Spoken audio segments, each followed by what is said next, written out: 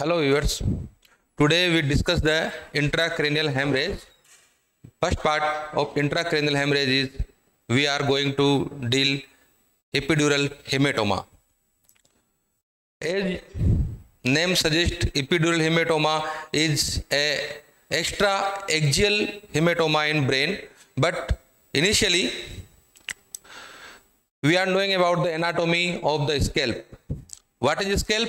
Itself name is suggest scalp means S, C, A, L and P. This is the scalp. The scalp is a multi-layered structure with layers that can be defined by the word itself. Scalp. S means skin, C connective tissue, dense connective tissue, aponeurotic layer, Galea aponeurotica, L loose connective tissue, P pericranium. These are the layer. This is the uppermost layer known as skin. Then second is connective tissue. This is connective tissue. Third most is dense aponeurosis layer. Then loose areolar tissue and then pericranium outside the just outside the bone, pericranium. Next, then we are going to the anatomy of the meninges. These are the number one, as you know, skin of scalp, then periosteum, then bone of skull. This is bone. Then beneath the bone there is a dura mater. There is a dura mater. Dura is a thick connective tissue layer, outermost layer of the brain. There are three layers of the meninges outside the brain. Number one is dura, then arachnoid mater, then pia mater. Itself name suggests dura. Dura means thick layer, thick layer, thick dense layer. It itself two covering of dura. Number one is periosteal covering and number two is meningeal covering. Periosteal covering is almost densely adherent to the bone, beneath the bone, and meningeal layer is loose to the bone and it is adherent to the suture lines by the sutural ligaments. Beneath the meningeal layer, there is a arachnoid mater. This is arachnoid mater which is going inside. This is the layer which is meninges, dura, and this is the layer which is arachnoid layer. Arachnoid layer goes inside and there is a outpouching. This is arachnoid layer and this is last layer is pia mater. Pia mater is soft. Mater means mother. Pia means soft. Soft mother. Just like a adherent to the brain, outer side to the brain, this is pia mater. Pia mater is a very close to the brain, very soft and delicate structure. This all are the connective tissue structures. Now we are going further to cause of head trauma. Head trauma, mechanism of head trauma are blunt injury, motor vehicle collision. As you know, most of the accidents are causing blunt injury like assault and fall, penetrating injury, gunshot wound, stabbing, explosions. These are the major reason for the polytrauma or head injury. Then types of head trauma. What are the types of head trauma? Head trauma are closed head trauma and open head trauma. This is head trauma. Number a, closed head trauma, skull not compromised. It means skull not compromised and brain not exposed to the environment. This is closed head trauma. And another is open head trauma. Open head trauma, skull compromised and brain exposed to the environment. Now, types of head trauma are number one, superficial head injury. Number two, cranial head injury. Number 3 is brain injury. Now we're going to the superficial head injury. Superficial head injury are number 1 scalp injury like contusion, laceration, avulsion, hemorrhage. What is hemorrhage and what is hematoma? Basic difference is hemorrhage is still going, bleeding. Continue bleeding known as hemorrhage, and organized bleed is known as hematoma. Number 2 cranial injury. Then it include fracture of skull like linear, depressed, open, impacted fractures or object inside the brain.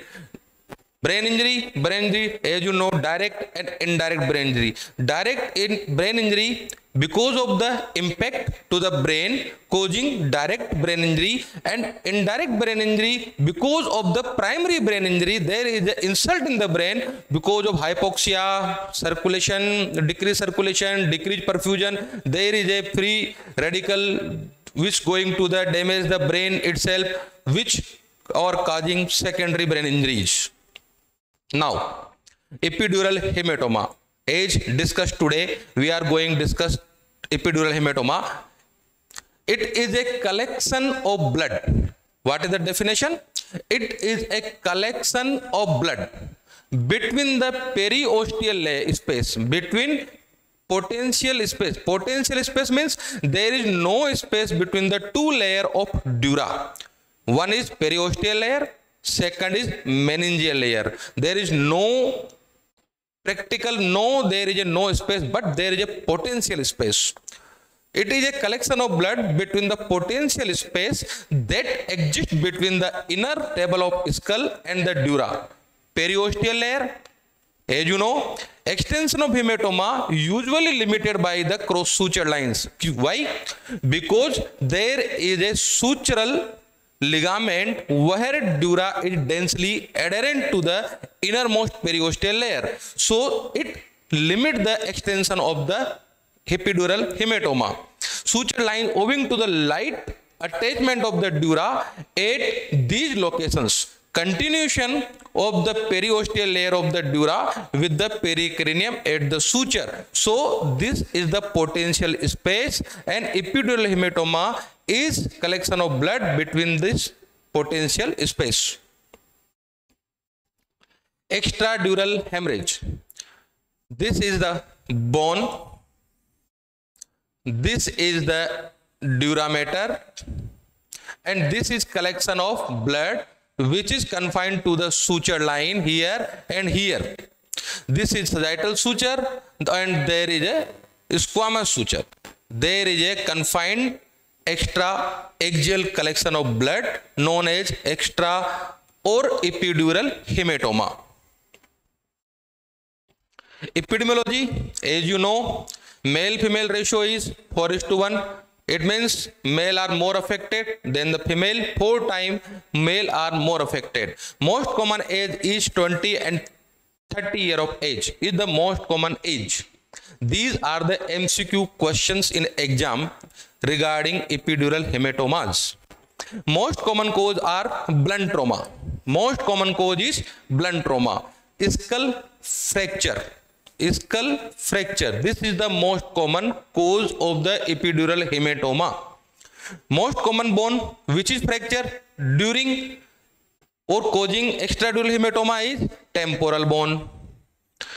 You just hit the bone and it causing the temporal bone fracture, which is most commonly involve middle meningeal artery at foramen spinosum or its branches. Meningeal branch, anterior meningeal branch of middle meningeal artery. So most common bone is temporal bone fracture.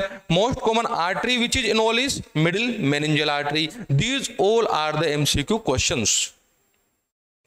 Then pathophysiology of epidural hematoma.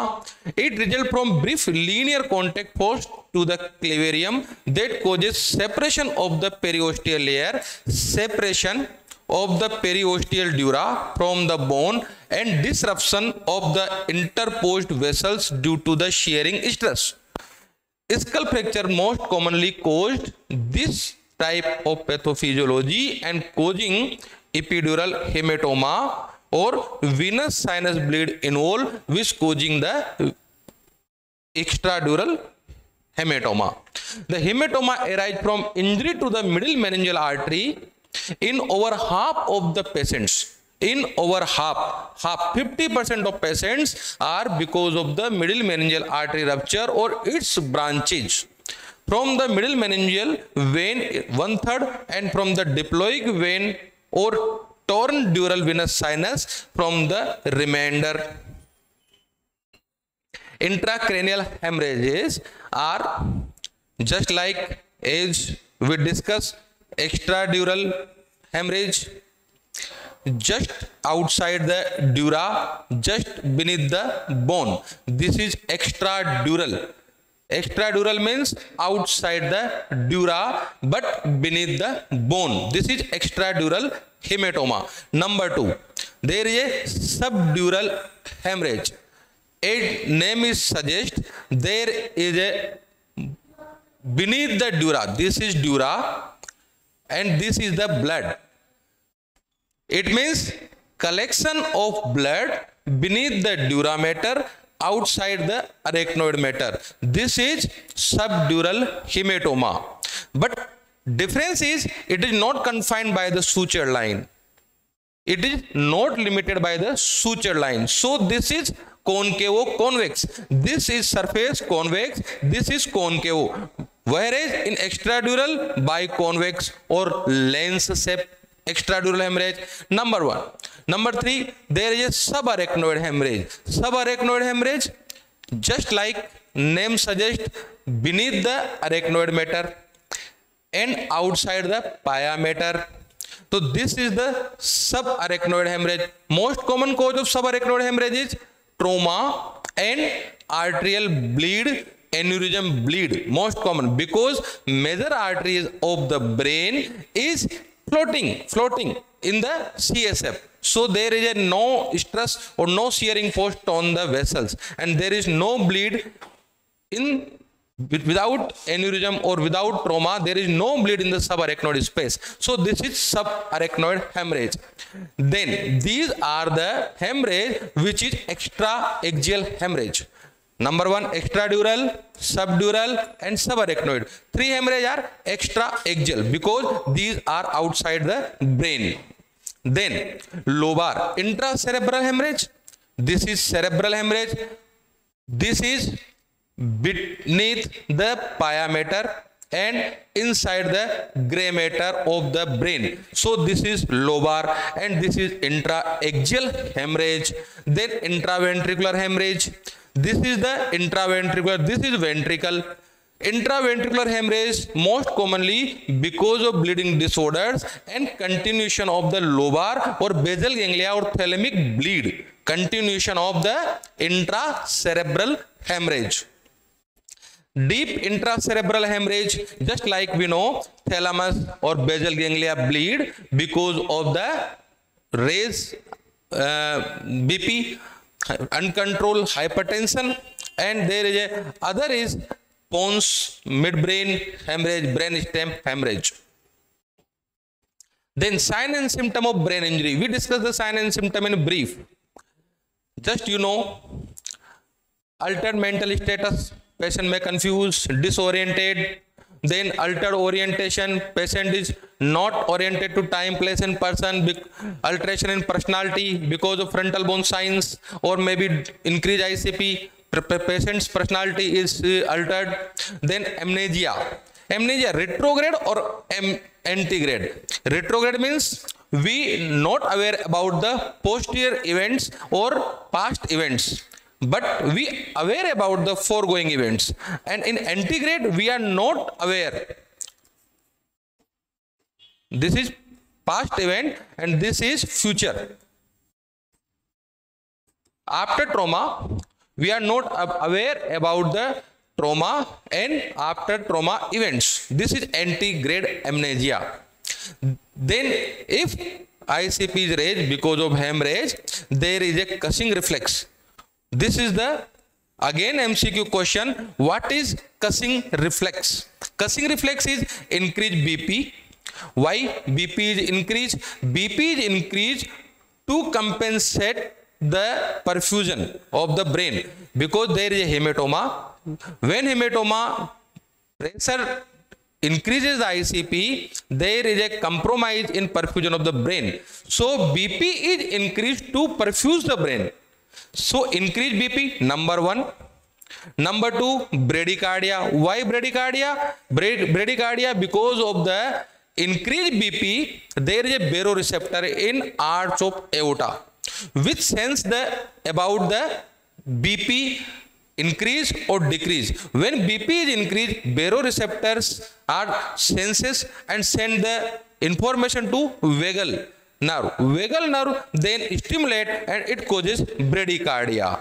So number two is bradycardia. Number three, erratic respiration. Erratic respiration, why? Because of uncal herniation. There is on pressure on the midbrain and brain stem, and lastly brain stem is compromised and respiration is erratic. Maybe tachypnea, then decreased respiratory rate, then again. So it is the Cushing reflex, which is most commonly asked in MCQ exam.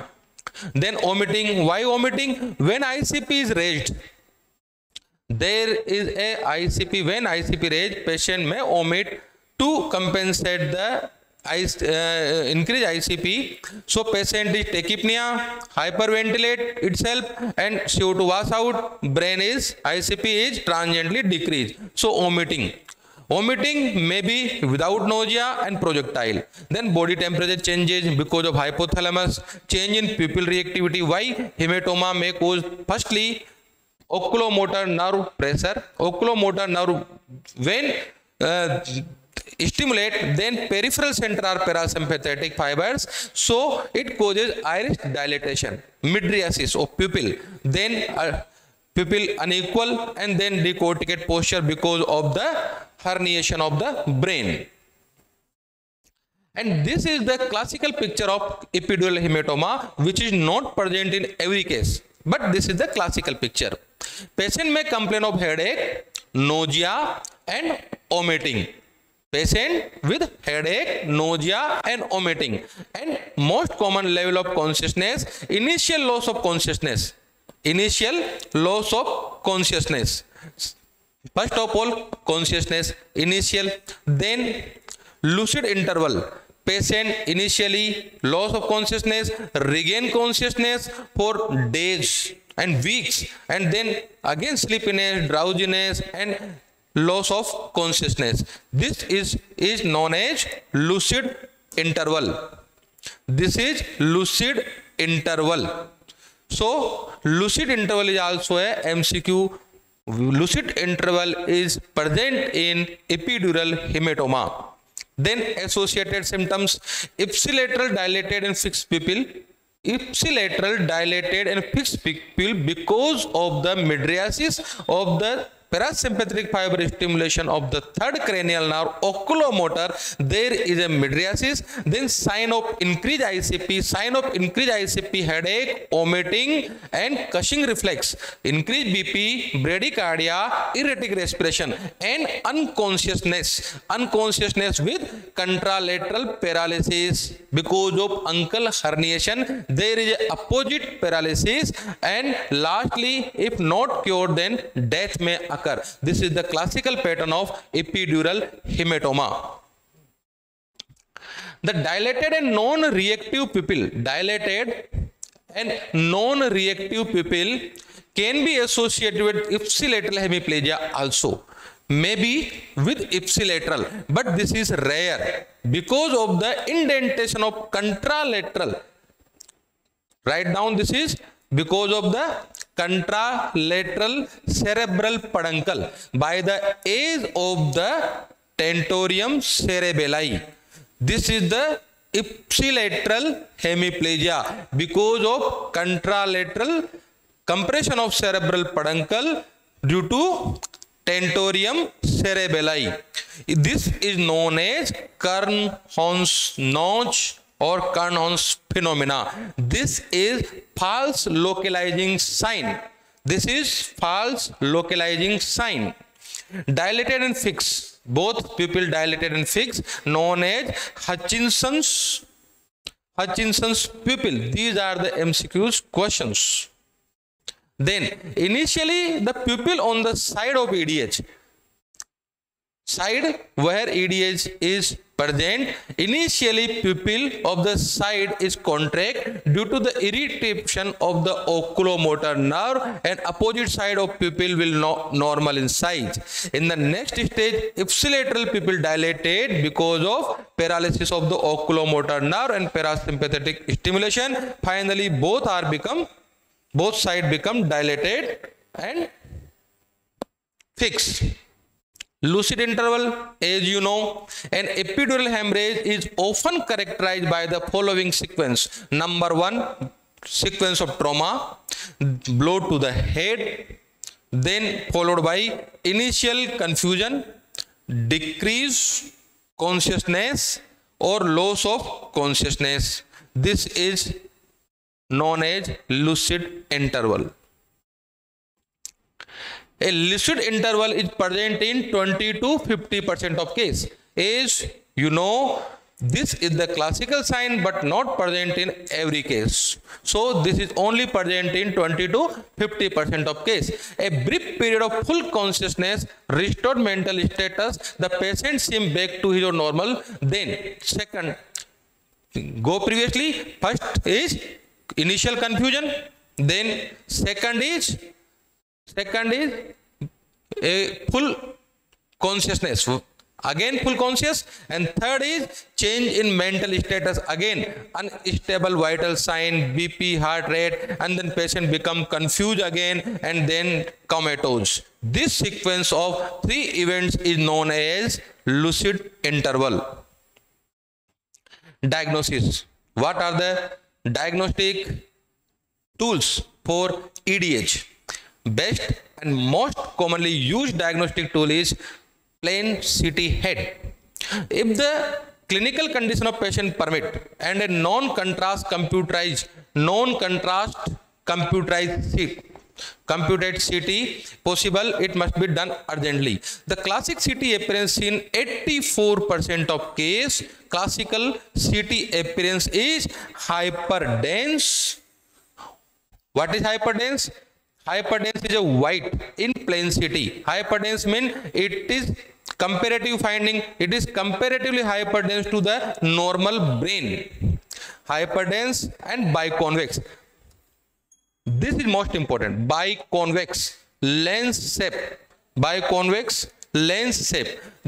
Generally, EDH is confined. EDH is limited to the suture line within the sutures, but this may not be the case every time. Occasionally, air may be seen within the hematoma due to an associated internal or external compound fracture of the skull. Why? Because of the compound fracture. Air may be seen. Pneumocranium may be associated because of the fracture, which is compound to the environment. Maybe internal. Internal where? Because of the from the frontal sinus, sphenoid sinus, ethmoid sinus, or maybe outside. MRI also be done, but it is no way superior to CT because of this is time consuming. And angiography. Angiography can be used rarely. I again say rarely. Can be used to evaluate non-traumatic cause. Why? For non-traumatic cause. Because maybe AVM or other type of anomaly in vessels to see the anomaly of EDH. Rarely angiography can be demonstrated middle meningeal artery laceration and contrast extravasation. Contrast extravasation from the middle meningeal artery into paired middle meningeal vein known as the Tram-Trach sign. This is Tram-Trach sign. Now, this picture showing extradural hematoma. This is extradural hematoma. This is biconvex, hyperdense. This is compared to hyperdense compared to brain, normal brain. So this is a hyperdense biconvex lens shape extradural hematoma. Again, there is a lens shape right occipital lobe extradural hematoma. Complete diagnosis is number 1 side. What is side? Right. number 2 where? Parietal. Right parietal. Number 3 what is this? Extradural hematoma. Number 4 with midline shift.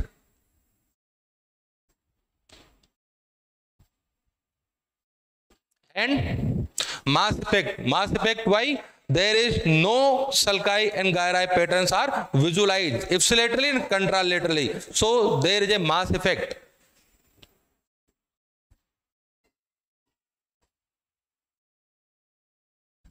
This is the complete diagnosis of this type of picture. Right parietal acute extradural hematoma with midline shift and mass effect. Here complete diagnosis is right occipital acute EDH with mass effect but no midline shift. Comparison of EDH and SDH.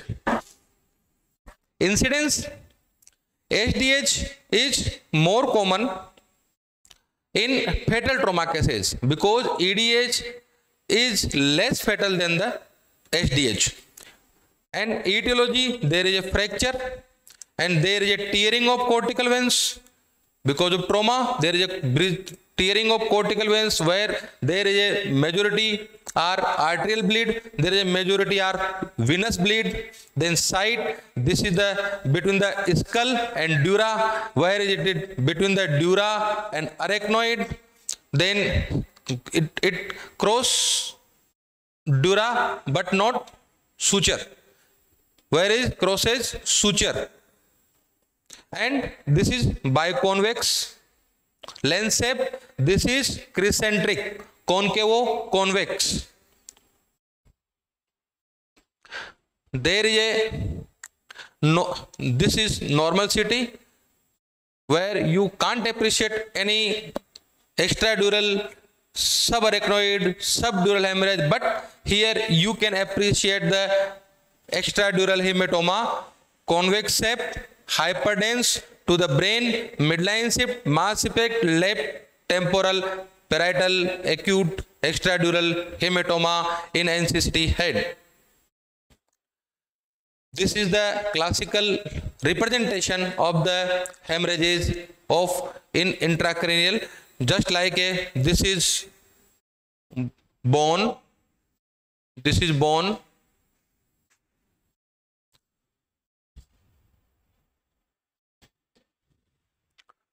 this is dura,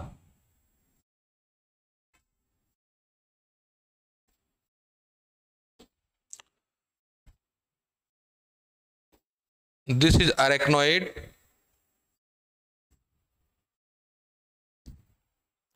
this is pia. These are the classical picture. Up now there is a extradural hematoma where this may present here between the bone and the dura. So there is a this is extradural hematoma between the bone and dura mater. This is extradural hematoma. Clear? Then subdural hematoma. As you know, this is bone,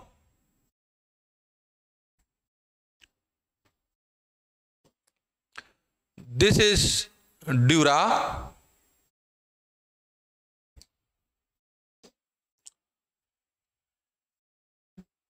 this is arachnoid, and there is a bleed. This is subdural hemorrhage because of beneath the dura mater, and this may cross the suture line, and this is convex concavo, so crescent shape. Clear? Next, there is a subarachnoid hemorrhage. As name explain itself, subarachnoid means sub, beneath the arachnoid. So this is arachnoid, this is arachnoid, and there is a full of bleed in arachnoid because of arterial bleed, aneurysm bleed. This is the subarachnoid hemorrhage. Then intraaxial hemorrhage is ICH, intracranial hematoma. It is present inside the brain, gray or white matter inside the brain. This is ICH. Then IVH. There is a bleed in ventricle. This is the bleed in ventricle. Then contusion.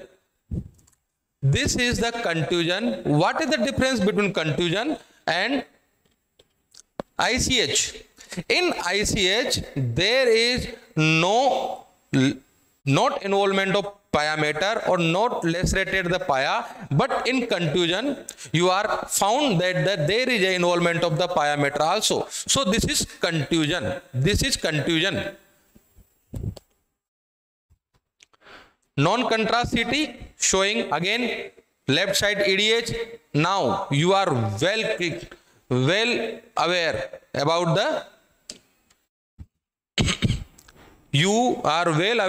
the biconvex hyperdense lesion in plain CT showing known as extradural hematoma. And in this CT there is a left temporo-frontoparietal large hyperdense lesion with midline shift. This is midline, but this is shifted. So this is a midline shift. Ipsilateral. Here is a contralateral ventricle, but here is not ventricle. So mass effect, midline shift, left side hyperdense lesion, large and crescent shape, convex concavo. So it is subdural hematoma, and it also is crossing the suture lines, not limited. So this is subdural hematoma. This is hemorrhagic contusion involving pia mater, and this is intracerebral hemorrhage, and here also a acute subdural hematoma. Head trauma, we evaluate the patient. General in head trauma patients, first we go for the initial assessment, then rapid trauma examination, then patient agitation limited by straining to elevate ICP. Then first of all we go for airway, vomiting very common, so first hour endotracheal intubation, antiemetic, and if any object is found in the oral cavity, then we remove it. So first of all we manage airway. ABCD, as name itself, A, airway with cervical spine protection. Then B, breathing and ventilation. So if you require intubate patient and you require ventilate, attach the ventilator. Don't hesitate about the endotracheal intubation. And if not possible, you go for tracheostomy. Then C, circulation with hemorrhage control. You control the hemorrhage by suturing or compressive bandage and give IV fluid to maintain the circulation. Then D, disability or neurological status. Then you examine the patient for disability and neurological status. And last, you complete expose the patient and evaluate about the trauma in respect to whole body, not for only head trauma. Then neurological assessment. Rapid neurological examination. First you go for level of consciousness. If patient is conscious oriented, then you go for higher mental function, then power, then tone, then cerebellar sign. But if patient is drowsy or unconsciousness, then go for pupil examination. Pupil is equal, normal, bilaterally or unequal anisocoria, or pupil dilated, non-reacting, go for pupil examination. Then extraocular movements go for both eye are conjugate in direction or opposite in direction movements. Then fundus examination. Extremity movements, when go for painful stimulus to the patient, then patient respond accordingly. Flexor response, extensor, try to localize or localize, go for response to pain. Then deep tendon reflex and plantar and brain stem reflex. If patient is not responding, then go for the brain stem reflex, calorie test and nystagmus test. Then Glasgow Coma scale. What is the Glasgow Coma scale? Glasgow Coma scale originally invented for the nursing staff and paramedicals. So they are examine the patient and inform to the doctors. So initially this is Glasgow Coma score is very useful to the neurological status of the patient. It having 0 to 15 points, 4 points for eye, 5 points for verbal response, and 6 points go for the motor response. And you calculate for the best response which is responding to the painful stimuli. Best response, not least, best response. Eye opening, if spontaneous eye opening, then score is 4. If eye opening to voice command, score is 3. If eye opening to painful stimuli, score is 2. And if no eye opening to pain, score is 1. Verbal response, patient is conscious, oriented, score is 5. And as patient deteriorated, score is going to low. If confused, then 4. Inappropriate words are speaking, then score is 3. Only incomprehensive sound is there, score is 2. And patient no verbal response, then score is 1. Not a 0, 1. Least is 1, maximum is 5. Then motor response is patient obey command, 6. Score, if localizing, then 5. Withdrawal to pain, 4. If abnormal flexion, this is abnormal flexion. This is known as decorticate posturing to pain. Abnormal flexion, this is decorticate posture. This is abnormal flexion. Then abnormal extension, score is 2. This is decerebrate. This is decerebrate posture. Score is 2. And no movement is 1. Then maximum score is 4 plus 5 plus 6. 4 plus 5 plus 6 is equal to 15. GCS 15 is maximum, and minimum score is 1 plus 1 plus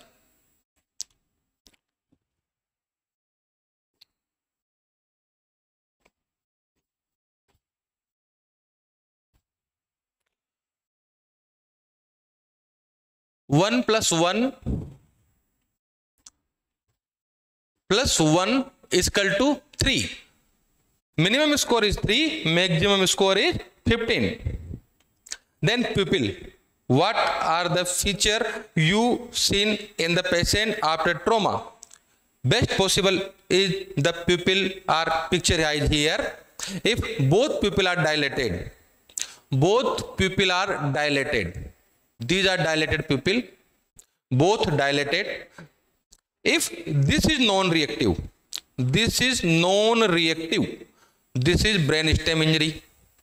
Both are dilated, non-reactive pupil, brainstem. If reactive pupil, often reversible injury. If unequal means this is dilated and this is constricted. Anisocoria means there is